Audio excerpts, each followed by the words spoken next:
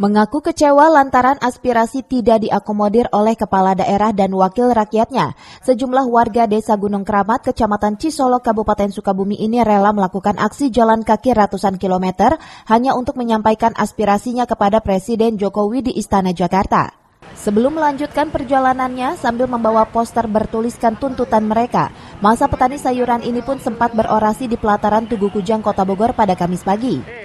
Mereka berniat mengadukan nasibnya kepada orang nomor satu di negeri ini terkait keadilan atas dugaan penyerobotan tanah oleh pihak swasta seluas 292 hektar yang sudah dikuasai warga selama puluhan tahun.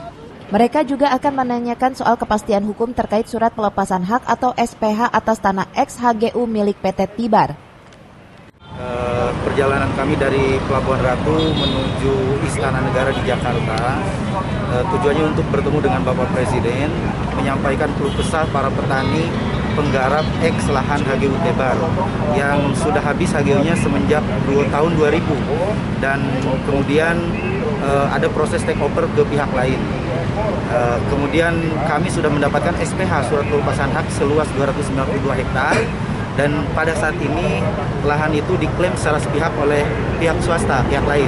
Nah, untuk itu kami ingin menyampaikan kepada Pak Presiden bahwa ada sesuatu yang perlu diselesaikan di Kabupaten Sukabumi karena memang semua pihak, semua proses sudah kami tempuh. Ini juga bentuk dari kekecewaan kami kepada pihak DPRD Kabupaten Sukabumi yang tidak akomodir.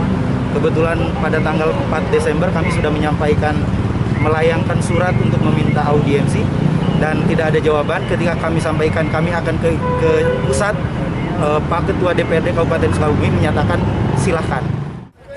Usai berorasi, mereka pun kembali melanjutkan aksinya berjalan kaki menuju Istana Presiden di Jakarta. Dari Kota Bogor, Herman Bons melaporkan.